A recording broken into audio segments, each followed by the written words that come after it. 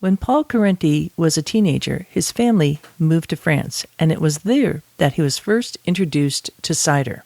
We're going to hear the backstory of how he became a chef, his book, The Art of Cidermaking, and his happenstance meeting with America's crown pomona, Judith Maloney of West County Cider, and how that helped propel the oldest and largest cider fest today called CiderDays. And of course, we're going to be hearing what Paul is doing today at a cidery in Massachusetts in this here episode 328 of Cider Chat. Hey, apples, make them pop.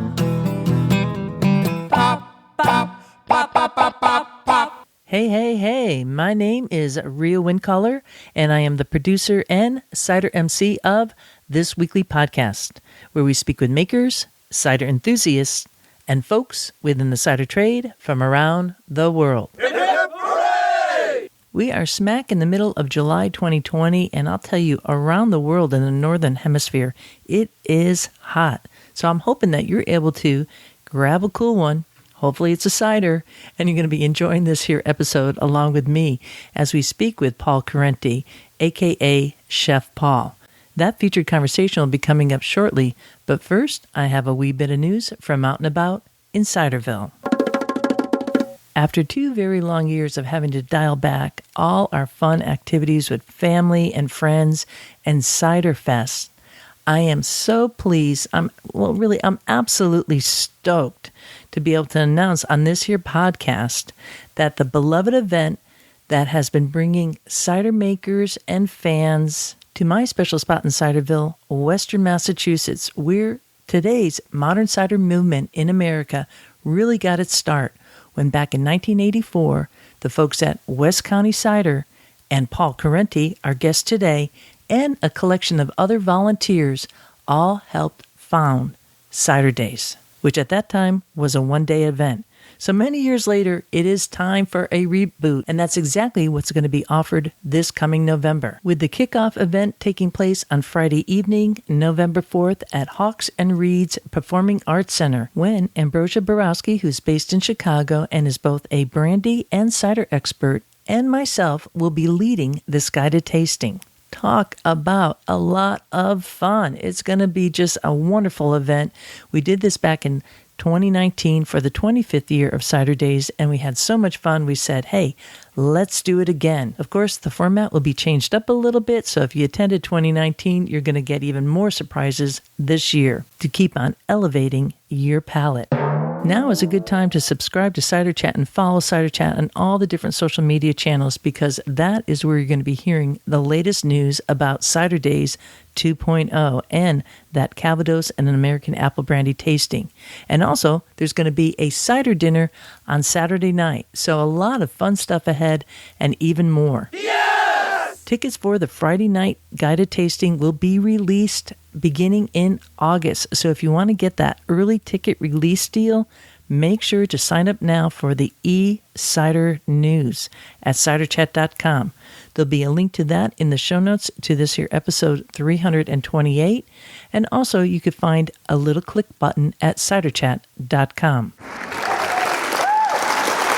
And you might be wondering, wow, that's a lot that Cider Chat is doing. And that's because CiderDays 2.0 is being produced by Cider Chat. So yes, as always, since 1994, I'm feeling thick in the middle of it all for CiderDays.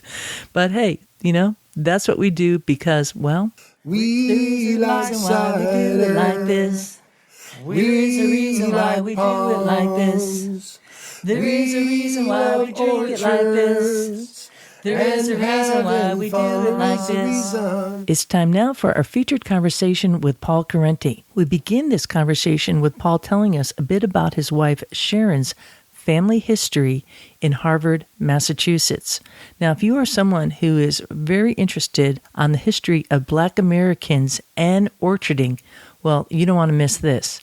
Then we'll be going into what Paul is doing currently today, the Art of Cidermaking, how that book came to be, also a bit on CiderDays, and of course, we're going to be tasting cider. So make sure to grab a glass and join this chat with Paul Carenti, the author of The Art of Cidermaking, a founder of CiderDays, and now a commercial cider maker.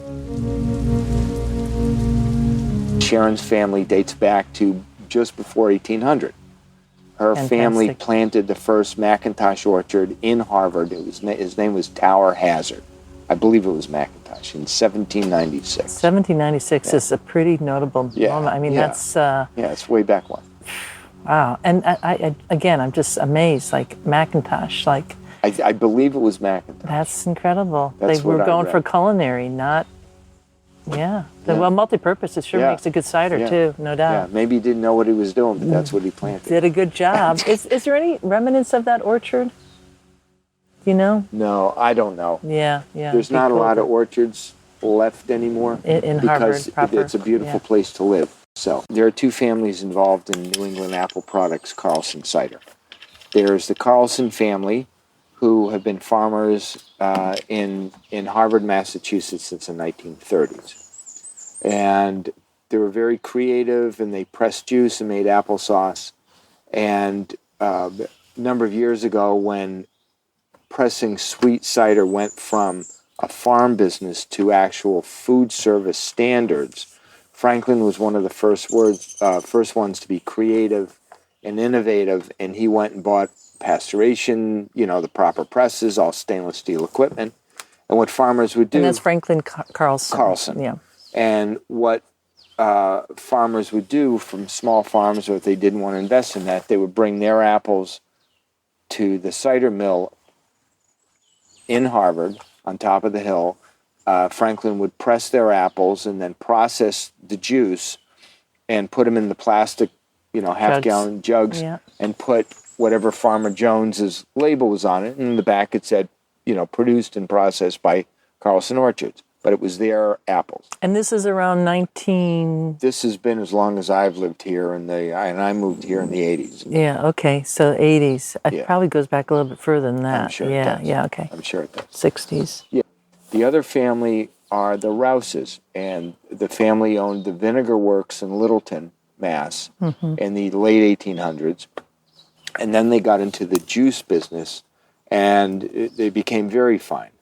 Very Fine developed a product called Fruit 2.0, which was wildly successful. Fruit 2.0. Fruit 2.0 was one of the first flavored sparkling waters. They sold the business to Sunny Delight, 20 years ago or so. And the folks that were actually running the place were the Rouse brothers, who were the nephews of the family. The family. Yeah. They wound up, and this is a good story because when they sold the business, obviously the family was taken care of, but so were many of the longtime employees. Many of the longtime employees walked away with big bucks. Good. Yeah, Good. It was a good story. As it should be. And now, where I work, there's still some of those. They're those my folks age. Are still there? They're still there, still working. Wow. Awesome. That's how well the family is done by them. Yeah. So anyway, the farm couldn't expand anymore. Franklin and that generation were older. So the Rouses made a deal with the Carlsons to buy the juice business and move the facilities to an industrial park in Leominster. Funny enough, home of Johnny Appleseed. So in an industrial park, there's you can get 18-wheelers in there. There's plenty of stuff. So they've grown the sweet juice business, and everybody's done well. A number of years ago, I think 5 or 6, they decided, and I was talking to both families and going, you guys got to get into the hard cider business. And they did. So Flagship, which is Oak Hill Blend, and then they made Gala, Honey Crisp, and Shandy Stand. Are those still part of it? They're still there. And those tend to be sweeter style ciders. That's why people love them, because it's a hard cider base with fresh juice added back. So the Oak Hill has fresh sweet cider added back to it, and what does, it sweetens it up naturally, and it lowers the alcohol content, which is nice. What is it? 4.5. 4.5. That's nice. Yeah. Yeah, for the sure. Gala has Gala apple juice added back. The Honeycrisp is a huge seller. It's Honeycrisp juice added back, and we also use honey that we source from Tingsboro, Mass. So we're trying to keep it. Oh, very local. Very New England. And then the shandy stand, for years Carlson's made, and you can see it in the supermarket, they make lemonade. And it's in all the market baskets. So they take the base juice and add their own lemonade. I knew both families because I was a food service director. So I made all the food. In Harvard. In Harvard. And what food service director for what grades? K through 12. K through 12. I saw him come Holy through. shit. And So Sharon was... That's your Chef Paul. That's my Chef Paul. And Sharon was teacher, so she knew all these people. She actually grew up with the Carlsons and the Rouses because Sharon's family dates back to just before 1800. So anyway, I knew both families. When they started their cider business, they wanted somebody to make dry ciders for them. So I had no professional background, but lots and lots of... Well, hell yeah. You wrote the original book. Original book. For, CiderDays. Yeah, so I did a little apprenticeship at a friend's brewery to figure out the equipment and then got thrown into it. And we've been making dryer-style ciders and selling them at the cider barn at the orchard in Harvard, Massachusetts, the Carlson Orchard. They built a big barn right before COVID. Yeah, it's beautiful. Beautiful, yeah. And that's like my test kitchen. I make small batches, cool. Wow. 200-gallon batches, and send them up there. Like this one, the Simply Dry, is the third batch we made. Okay. Katie the Red is the third batch we made. Let's back up here a little bit. You have the test kitchen, as you're calling it, at the barn, which is also the tasting room. Where are you doing the larger production then? Is that at the New England Apple? At New England Apple. New England Apple, which is in Leominster. In Leominster. Yeah, we have a small corner. Right. Most of it is obviously for sweet cider. Right. And I just want to let listeners know who are dialing into this. New England Apple is just a very large building, and it's production both for what Carlson Orchards is doing and also Stormalong, which we've had on the podcast too. So they are kind of adjacent. So talk about like a think tank situation. Yeah. Absolutely incredible. So good for Stormalong has really nothing to do. I know they're separate, yeah. They're separate, but they lease space inside the building. It's nice to have everybody right there, you can kind of like... we exchange ideas totally. and, here, taste this. What do you think? Don't BS me. I want to really know what it tastes like. And they purchase sweet juice from New England Apple Products to make their cider. They also bring in other apples that we custom press and other juices from other orchards. But it's a really nice working relationship. We all benefit from it. Yeah, Ben. Yeah, right. So fantastic. Yeah. Cool. So you have in front of us, we have the Three Brothers blend, which is 6.5% ABV. We have Katie the Red, which is 6.5, and then Simply Dry, which is a 5.5. So, we're in that range, not super high cider, which is really approachable, a nice year-round type of cider to have. We've got another one coming out that we're canning, and we did it last year. So I've been there a year. Yeah. So, we're making another Three Brothers because that's a limited edition. Okay. This is a limited edition, the Katie the Red. And then the Simply Dry is going to be year-round, but we're making a peach festival. Oh. A dry peach that we tried last year. We tweaked the recipe a little bit. We're putting it back out. Yeah. But we've got some ideas for seasonal ciders and special editions when something comes up. We did one at the barn that was really successful. That was an experiment that we're thinking we barrel age some cider. Nice. And then blend what kind of barrels are you using there? it was the first time, so I had squirreled away some barrels. Right? Yeah, of course you did. So we got the fellow that I buy honey from in Tingsboro, he has a meadery called The Hive. Oh, and he's a beekeeper. Right on, yeah. So I got some of his mead barrels. So they're kind of neutral, but not really. No, not at all. They still have some flavor in them. Okay, good. And then I got a gin barrel, a American whiskey barrel from Bully Hill, and then a bourbon barrel. Wow. So we aged cider in there, Yeah. and then we blended it with the cider we had, and called it. And this is only available up at the barn. Yeah. Jimmy the Coop. Jimmy the Coop. Because Jimmy sounds so Boston. Okay. So listen. So I found out when I made this, we're like, oh, what are we gonna say? And the fellow that I make cider with, who's one of the Rouse brothers, David. He's a real cider nut. He loves cider, and he's got a really good palate. He said, Jimmy the Coop, and I was like, who the heck is Jimmy? Jimmy was the cooper at the old vinegar works that they were all afraid of. I guess he was a mean old drunk. So we called it Jimmy the Coop. Love it. So there's like history throughout Jimmy. this stuff. Yeah, there really which is. Which is pretty fun. Really like cool, So, like New England history.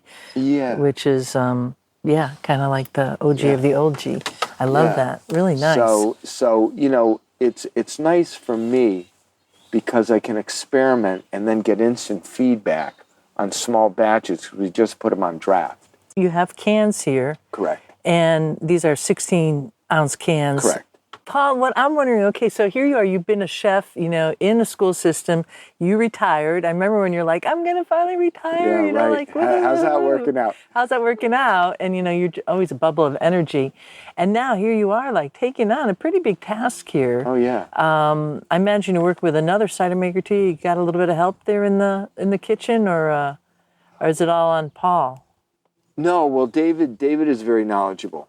David Rouse. Oh, David Rouse. Okay. Yeah, so you're working with David Rouse. So okay. he's the equipment is second nature to him. So it's like, nice. well, how can we do this and stabilize that? He goes, well, we got to do this, and this. Right. But I use the guys at Stormalong, Ben and Bright, and Mark are very knowledgeable. Good. But I mean, getting back to that question, why? Because I've wanted to do this all my life. There you go. Yeah. Well, that's a good enough answer right there. Yeah. I mean, I've helped and as part of CiderDays saw, Citizen Cider and Down East and everybody else come through and acquire the knowledge that we provided. And you're that we as well. If folks don't know that. And it was like, damn, I had a good gig that I liked, but you're raising a family, and it's like, you can't jump ship now. Right. So then when I retired, and they said, what are you doing? And that's what I'm doing now. It's worked out, and I'm thrilled that they gave me the opportunity. I really am, because it was a chance for them. I had no experience on a big scale. But you had that core experience from CiderDays, which started in 1994. Yeah. And then going forward, and every year we would see what we'd be doing at CiderDays would then impact the rest of the country. Correct. Which at that time was just like a handful of cider makers. Correct. And then, any kind of trend that would kind of like happen at CiderDays, then we'd see it like blossom out to the rest of the U.S., if not the world. Yep. And it became where, obviously, we had a huge influence. We weren't the only ones. There was a group of cider nuts out in Michigan and another group out in California that all kind of started at the same time. But we were the big kahuna to see all the cideries come through. As you were there on day one, right? Yeah, day one. Yeah, day one. Yeah, first CiderDays for sure. CiderDays, yeah. Teaching cider making. Nobody wanted to listen. Yeah, with 28 people in the room, and it became a just huge thing. So to be able to get back into it, coming back to what you said, is just, it's like, this is a blast. Yeah, I can't even imagine. This is a blast. So let's back up a little bit further. So CiderDays was really instrumental around you writing the book, The Art of Cidermaking. That was a big piece. So can we talk a little bit about that history? Because, the book didn't come out after CiderDays.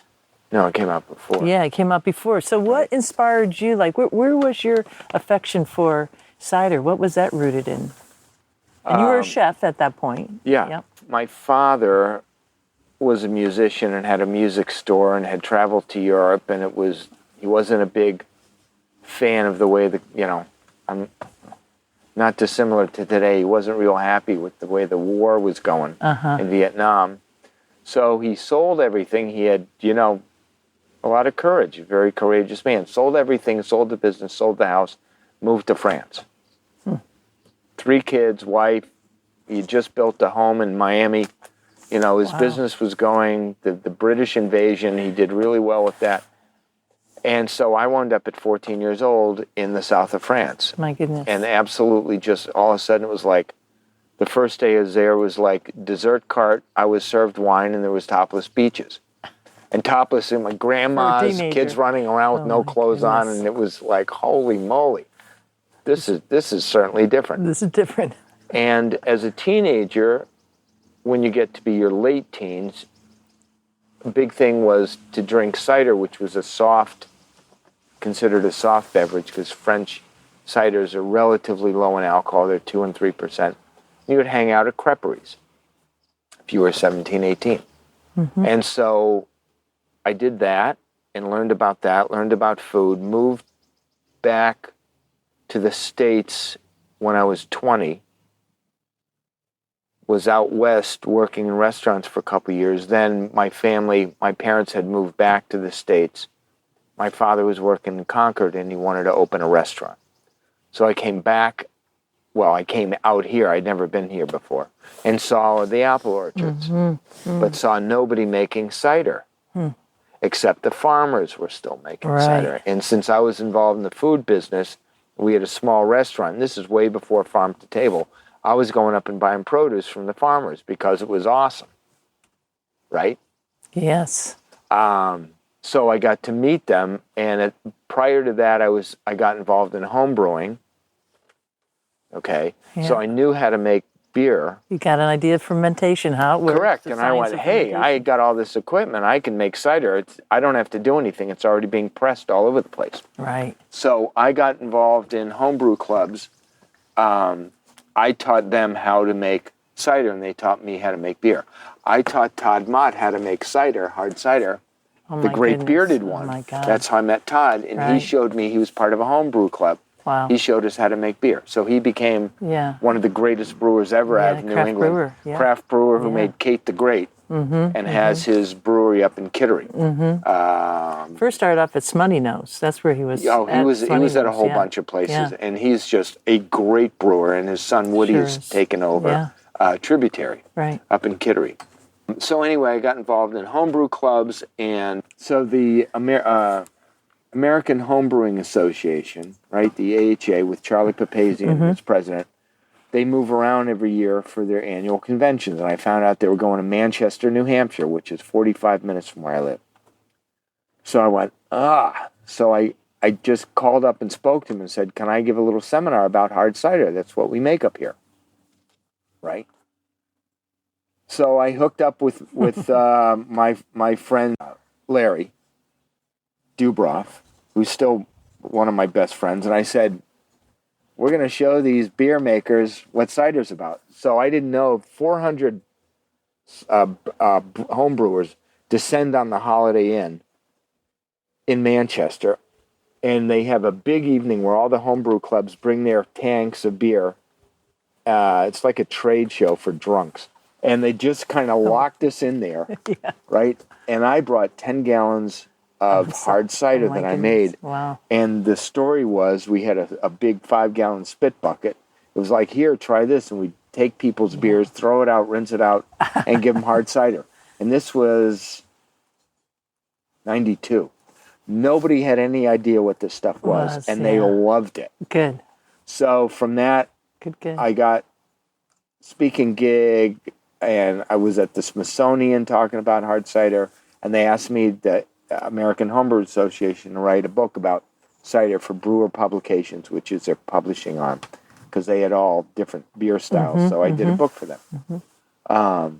And that's the Art of Cidermaking. And that's the Art of Cidermaking. So, I didn't know that. You were asked by the beer scene to write a book on cider. I went to because I make wine too, and I went to the amateur wine clubs, and they're like, nah, if it doesn't come from grapes, that's my even though I love wine and collect wine, that's my beef. It's like they're too hoity-toity. Yeah.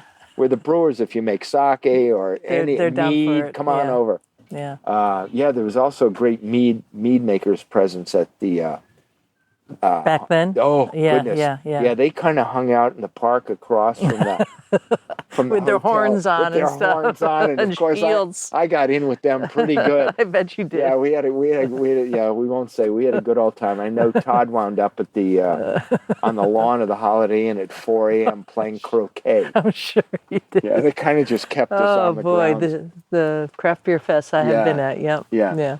I wrote that book. Then later on, Now, when you wrote that book, there's photos from like Pine Hill Orchard and all that. Charlie Ochowski, Yeah. who was one of the original founders of CiderDays, along with Judith and Terry Maloney from West County Winery. Mm-hmm. He was involved in this, and he took a lot of the pictures. Mm-hmm. Charlie was the president of the Valley Fermenters. Mm-hmm. Still is. Still is. And he's a friend of Judith and Terry Maloney from West County, who had they were, if not the first, one of the first bonded cideries in the country. They are the first. In 1984. I know Ace was at the same time. Yeah, but the West County was the first. It was the first. Yeah. So I met Judith at a conference, and we were working in kind of parallel universes. It was a talk given by the Department of Agriculture in Belchertown, and it was a talk by somebody from the from the Washington State Apple Board. Oh, interesting. Yeah. On telling farmers who are apple farmers, apples were not selling, especially the farms out here are small compared to upstate New York, Michigan, and California and the Pacific Northwest. So this woman was telling the farmers how to diversify, how to turn your apple orchard into a farm stand and cider and all these other products. And there were about 150 people there listening to this woman. It's a sizable group. Yeah, and even though I'm not a big fan of Washington State Delicious apples, they're big, they're beautiful. Excuse me, you can't beat success, but they're not real good for a hard cider. Anyway, I'm listening to this woman, and across the room, a lady stood up and raised her hand, and it was Judith. And Judith said, "Well, what about hard cider?" Did she actually call it hard cider or just cider? Because, I think she said hard cider. She did? Okay, yeah, because that's so relatable to people in the U.S., yeah. And the woman at the podium said, "Oh, that's that nasty stuff that you find tucked in the back of your fridge after your sweet cider's gone sour." Ow. And Judith kind of sat down, then got up and walked out. And I got up and I went, I'm following her. So we met outside, and she had an old Volvo or an old Subaru loaded with all these bottles. And we drank a bottle of her cider. We talked about cider. And that her and her husband, Terry, had started, and this was the number. They started in 84, so they had been at it a little bit, but they were mom and pop operation. Yeah, he was working full-time as an ER doctor. He was still working as a doctor, and they were, making everything and bottling it in their home. And we talked about that nobody knew about hard cider, and we both kind of knew some of the history because we'd researched it, and that it was an American craft that should not go into the dustbin. Critical. And I tried their cider and was like, wow, this stuff is awesome. So we said, let's get together. She was going to talk to her husband, Terry, and said, why don't we have a class on how to teach? And we thought homebrewers, because I was having success teaching homebrewers because they already had all the equipment basics, and the knowledge. Yeah. And the first CiderDays was at their tasting room at Pine Hill Orchards in Coleraine. And we had 28 people, and it was an afternoon, and afterwards we all went to Judith and Terry's house for dinner. And it was she just made soup, and I can't remember, we were doing some serious tasting. And I think Judith's mother, I don't know if she was there the first year, because I wasn't there the first year. Okay. I didn't get invited to the first dinner. Because we were out at Satellites. What Charlie had done was set up the Valley Fermenters. And so you were doing stuff there. And then we were satellite out to all the different cider mills to teach. Correct. Yeah. So that was the first one. Yeah. So that's how it started. Yeah. Isn't that something? Yeah. And at that point, you had the book. Is the book being produced at all? Is it out of No, print? it's on my to-do list to rewrite, Because but it goes for like $65 or $75 used. Wow. Yeah, I got 60 cents a book. So Damn. enjoy it. Yeah, my goodness. But hey, it never made the buck a book column, and my mother saw me at Barnes and Noble.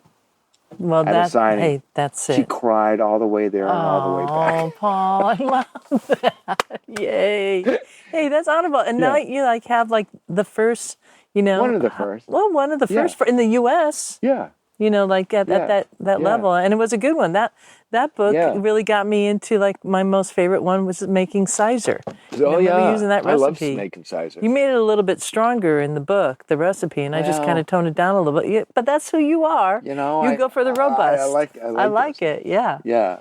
And then in CiderDays, this is kind of leading you up to your work now at Carlson. So, each year doing CiderDays, since celebrated 25 years in 2019, and you would get together, you, Steve, and Charlie would get together and do a cider doctor type of thing. People bring their, what was that workshop called? Bring your bad cider. Bring your bad cider. And we tried to figure out what happened. And the funny thing was, it was Sunday morning at 11. When everybody needed a little hair of the dog, but you couldn't drink too much. Yeah. But then what it became, and this format was one of the unique things at Cider Day, because Cider Days became almost like a beer festival where we had the largest collection of commercial cideries pouring under our tents, and we had thousands of people attending, like a beer festival. Mm-hmm. But what distinguished Cider Days from anything else was it became 2.5 days of instruction. We had workshops, we had how to prune an orchard, how to grow apples, taste tests, and these were all, most of them you could get in for a $5 fee, which gave you an glass, tasting glass. Yeah. And so there was no, and it was run, almost everybody was volunteering. Mm-hmm. And it was just this huge, and we had people come from all over the world because it was so unique and the format was so cool. Mm-hmm. And, people for cider makers from England and France and the Netherlands and Canada.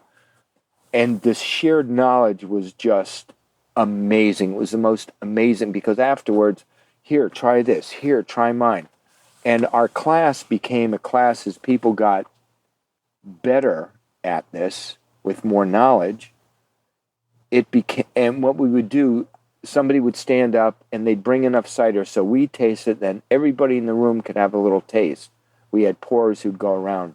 And it's so much easier to demonstrate. For example, somebody would come in, they would have one batch of cider that they would ferment separately with three different yeast, and you could taste the contribution and the flavor profile of each yeast variety. Yeah. So that knowledge is just and that's where I got, where we use a lot of different yeast now at New England Apple Products for Carlson orchards, which I think a lot of cideries, they go for more added flavors rather than the subtle. It's like the way I used to cook. If you're using good ingredients, it's the subtleties. Mm-hmm. It's hard to make a Pilsner, for example, because it's so delicate. Mm-hmm. To make it well, without having any flaws, right? Anybody can make a double IPA with a wedding cake in it. Yeah. So look at this. It's clear and nicely carbonated, and this is our year-round dry. Hope you like it. Mmm. Oh, it pops out of the glass. Yeah, it sure Look at does. that. And I'm getting that yeast. Wow, yeah. I love it. Full-bodied, delicate. It has that delicacy, What the yeast does is, a lot of ciders use an aggressive yeast and they finish tart. This yeast allows it to finish soft. It's really soft, yeah. Like Blue Moon or Allagash White. It's the same family of yeast. Yeah. And I'm very partial to that yeast, having traveled extensively in Europe. Yeah. I've also fermented with it, but I think you have really taken the edge off of it, gave it a very well-rounded kind of cider. Yep. And I love the low ABV because now I could drink that whole can. I could say, I'm going to have another one. Correct. Yeah. And this is, we've also come out because and it's no mystery. I am a chef, so we've come out with recipe cards. Oh, cool. In Europe, you use the same wine that you're drinking. In America, it's that we don't have that idea. So I've developed a series of recipes. For example, steamed mussels. Instead of using white wine and garlic, you use shallots and hard cider. Perfect. I made this. We had guests over the house. I sautéed up carrots, celery, leek, sautéed it in butter, deglazed the pan with Simply Dry, and poured it over cod and baked it. Mamma mia. Yeah, and Wow, then that sounds good. and yeah, That's so New England too. It is. Cod and cider. We had a guest from Philly, so we had seared scallops and we had baked cod. Right. Yep. So, if you're going to braise pork to make pulled pork, braise it in cider. Perfect. The acid and the light sugar is perfect because the acid breaks down the meat. Sauteed chicken breast with apples, deglaze the pan with hard cider. Right? This is a great drink. Oh, Isn't I'm it? really impressed. Yeah. Yeah, this is fun. David and I really like this. And, just the yeast, too, is a Belgium yeast, right? And you get that little bit of floral, but it's not like a Saison type of floral that's just like masking the apple. It's just delicate enough to like let you say, okay, yeah, that's a cultured yeast. It makes it pop out of the glass because sometimes ciders get lost in the glass. Correct. And we're drinking out of a tulip glass here, right? And the taste, I love it. The clarity is beautiful. It's really easy drinking. This is like a everyday cider. This Simply is Dry. Simply Dry. Okay. We went back and forth with the names, and somebody said it's Simply Dry, and I went, yeah, it's simply good. So I was inspired. Simply Good would have been good too, because it's not really dry. It's like a semi-sweet. Well, it is. It is. Dry, It's so but deceptive. The perception, because of the yeast, is it finishes soft, Yeah. which is nice. Got it. I mean, there is a tiny bit of residual sugar, but it meets the dry criteria. thing. Yeah. And my inspiration was, You do have it on the can. Yeah. Good. Yeah. But that's so.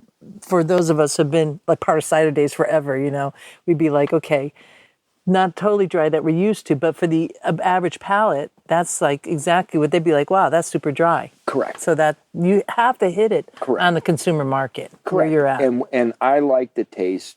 There are folks that, well, you have to have this and you have to have bitter sharp and bitter sweet. Yes, you do. It makes, and we'll taste it with the Three Brothers. That is a different taste, but I've always loved the taste of American cider, that freshness that you get from the apples. You get another taste, middle taste, using the English and French and the old American apples. But the new, just your standard New England blend. Terry inspired me from West County because he would make the semi-dry Baldwin cider or even the McIntosh. Oh, you shouldn't use McIntosh. Like, shut up and try his cider. Right. It's delicious. I love a Mac cider. His McIntosh cider. This is a little higher, but it's similar, I think. And that's the best I could do for Terry. Yeah, that's nice. Well, it's a good person to feel like you want to make something for, because it's like you're talking like the heartbeat of. Well, it was like I always try to make cider like him. It was like, darn, he beat me again. We all tried to beat Terry at that game, and not many of us were successful. Well, canned products are stabilized. They're pasteurized and filtered, and the ones that are, and you think, all right, that flavor's not going to change. Good luck. The Katie the Red has changed so much for the better, and the Three Brothers has become so much more mellow. Well, it's still conditioning in the can, for sure. And that's a good point to make for people to realize. Like the Katie the Red, when we made it, it was, because of the ingredients, it was red. And now the red has fallen off, but the flavor's developed. So. And was that with the cranberries making it? Cranberry juice, orange peel, and we put 2,000 pounds of fresh beets in the grinder with the apple. Wow. A very positive aspect of my relationship with the Rouses, it would be easy in the Katie Red to use concentrated organic cranberry juice. Nope, it's got to be single strength, No, no concentrates, no nothing, no this. We've had a discussion about a future cider that will have a unique sugar in it. Not a corn sugar, not a white sugar to boost the alcohol. We were planning on making a ginger cider, and I wanted to add one of the dark sugars, like you would in some of the Belgian beers or Flemish beers, as part of the flavor profile. And we had a discussion for a long time, I did with Steve, and I had to kind of make my case that this was part of the flavor profile and it wasn't refined white sugar. They're real picky. Yeah, and good. I saw, and I'm not going to name it, I saw a cider in the supermarket the other day that was kind of one of these beverage kind of ciders, and I saw right on the label, I'm like, you're kidding. Blue Dye number 5. A cocktail cider is what I call it. Cider. Yeah. But that's not what our ciders are about. I mean, it was a real pain in the butt to dump 2,000 pounds by hand of beets in the hopper because we had to dump it literally by hand in the hopper. Wow. But it's so cool in the flavor. Well, shall we try that too? Yeah. We should try the Three Brothers first. And I want to also encourage you. There's a little plate here. We have a little app plate with some just for some cheese you listeners at home. I have a beautiful plate with cheese, grapes, olives, salami. It looks like a little cornichon. And there's some crackers too. Yes, they are cornichon. Not a big person for like fruit ciders at this point, just because I have limited, time for what I could consume. But I'm always being astonished by makers who are able to expand my horizon and say, no, Rhea, don't be so, lockjawed on what you're going to do. And yeah, I like it. Yeah. Okay. I really do. I would tell you if I didn't. Yeah. Good. Yeah. Well, I like to taste it a little bit, when it first came out, and you're like, okay, is this ready to go? It was that color. I bet. It was magenta. That's probably what's misleading people too. Correct. That color they're expecting. It was magenta, but the beet flavor was more pronounced, and I won't say a lot of people. There were some people who didn't like beets. Yeah. It's like cilantro. Yeah. Oh, I love cilantro. No matter how good a dish you make with cilantro, if somebody doesn't like cilantro, they're not going to like it. Are you getting the apple at the end though? I am. Yeah. I am. But as a beverage, I think it's great. And, I'm really thankful they let me make it because Katie was thrilled. Wow. Hey, that's what it's all about, right? Though. Right? Cider makes people happy. It's a hard-working farm family. Totally. And, that's what it's about. And people would look, and they'd look at a picture on the label and go, you're Katie. It's like, yeah, I'm the one with the red hair. Yes. Go visit them. They're nice people.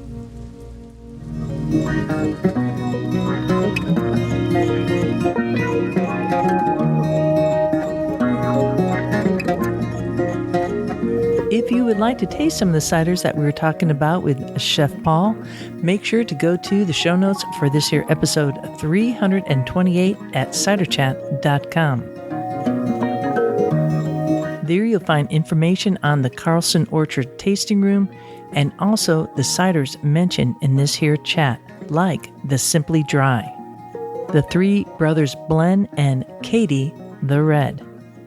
2,000 pounds of beets? Holy smoke, Chef Paul. You really do love the kitchen.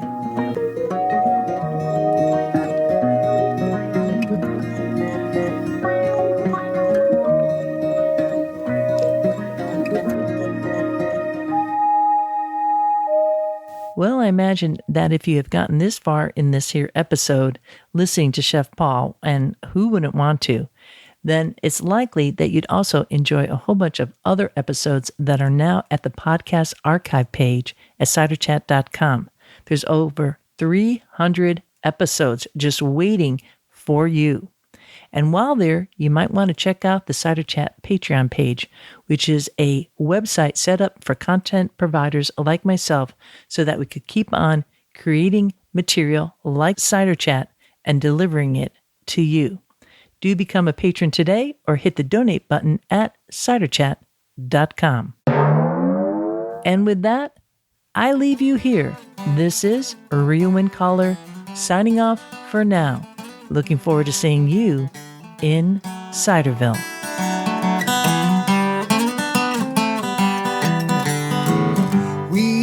like cider.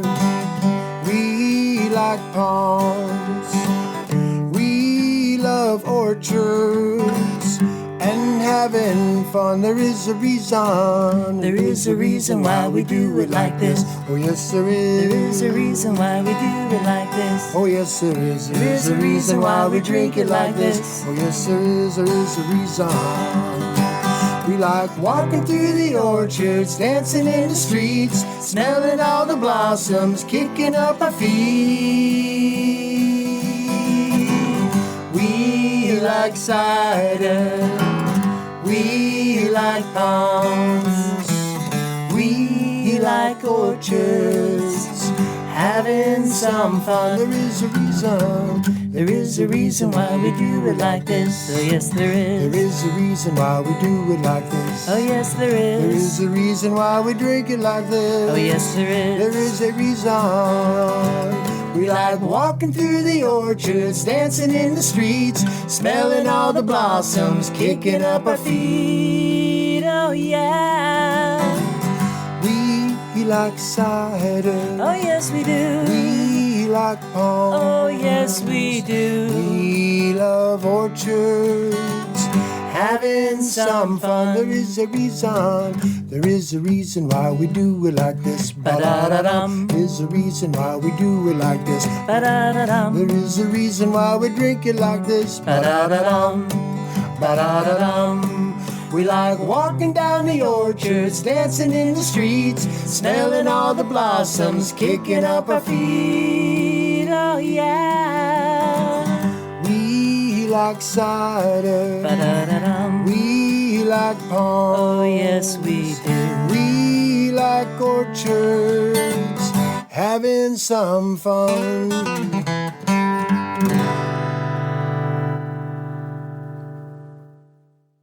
Yeehaw!